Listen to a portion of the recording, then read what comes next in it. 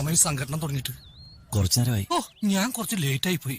ഇപ്പോ നമ്മൾ പറയുന്ന കാര്യം ഇപ്പൊ ഭാഗ്യലക്ഷ്മി ചേച്ചിയുടെ നിലപാട് തന്നെ എന്നെ കോട്ട് ചെയ്തുകൊണ്ട് ഞാൻ പറയുകയാണ്.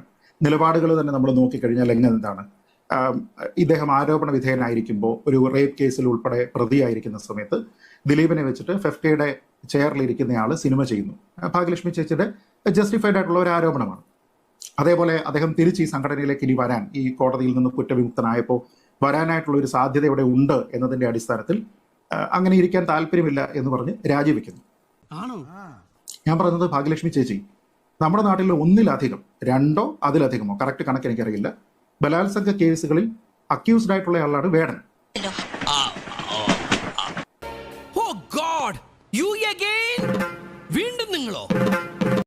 ഈ വേടൻ ഇത്തവണ സംസ്ഥാന ചലച്ചിത്ര അക്കാദമി ചലച്ചിത്ര പുരസ്കാരം കൊടുത്തു. അതൊക്കെ നാട്ടുകാർക്ക് അറിയാവുന്ന കാര്യമല്ലേ. ഏറ്റവും മികച്ച ഗാനരചയിതാവിനുള്ള പുരസ്കാരം കൊടുത്തു. അതിന്റെ അന്തിമ ജൂറിയിലെ അംഗമാണ് ഭാഗ്യലക്ഷ്മി ചേച്ചി.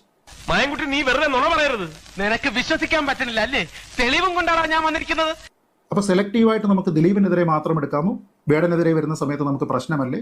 ഭാഗ്യലക്ഷ്മി ചേച്ചി ഏതെങ്കിലും ഘട്ടത്തിൽ രാജി മുഴക്കിയതായിട്ടോ രാജ്യഭീഷണി മുഴക്കിയതായിട്ടോ രാജിവെച്ചതായിട്ടോ ഞാൻ കണ്ടിട്ടില്ല.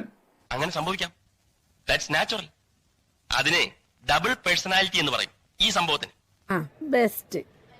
അപ്പൊ നമ്മളിത് സെലക്റ്റീവ് ആകാൻ പാടില്ല എന്നുള്ളതാണ്. എനിക്ക് ഇങ്ങനെയുള്ള കേസുകളിലെല്ലാം ഒരു നിലപാട് മാത്രമേ ഉള്ളൂ. നീ എവിടെയെങ്കിലും ഉറച്ചു നിൽക്കണം.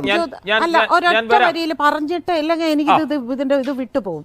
ശ്രീജിത്ത് മനസ്സിലാക്കേണ്ട ഒരു കാര്യം, വേടന്റെ കേസ് എന്ന് പറയുന്നത് കോടതി തന്നെ ചോദിച്ച ഒരു ചോദ്യമുണ്ട്. ഉഭയസമ്മത പ്രകാരം എന്ന് പറഞ്ഞ് കോടതി തന്നെ ഇതല്ല, ഇതൊരു കൊട്ടേഷനും ഒരു കാറിനകത്ത് വെച്ച് നടന്ന ബലാത്സംഗവുമാണ്. അതും ഇതും കൂടെ കോടതി വെറുതെ വിട്ടില്ലേ ഭാഗ്യലക്ഷ്മി ചേച്ചി? അപ്പൊ ദിലീപിനെ കോടതി വെറുതെ വിട്ട് കഴിഞ്ഞിട്ടും അല്ലേ ഭാഗ്യലക്ഷ്മി ചേച്ചി ഇനിയുമുണ്ട് കോടതി അയാളെ വിചാരണ. ഇതൊരു നടക്കി പോവില്ല.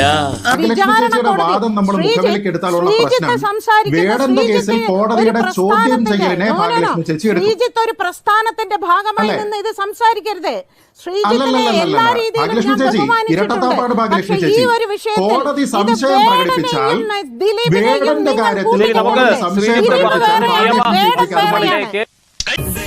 ആറ്റിങ്ങൽ രാമകൃഷ്ണന് തെറ്റില്ല മോനെ. ശനി വരുന്നത് ഈ വഴിക്ക് തന്നെ. ശനി കൊണ്ടേ പോവും. ആര് കൊള്ളും? ഞാൻ തന്നെ കൊള്ളും. ഭാഗ്യലക്ഷ്മി യോജിക്കുന്നില്ല. നമുക്ക് തിരികെ ചെറിയ ഇടവേളയ്ക്ക് ശേഷം തിരികെ.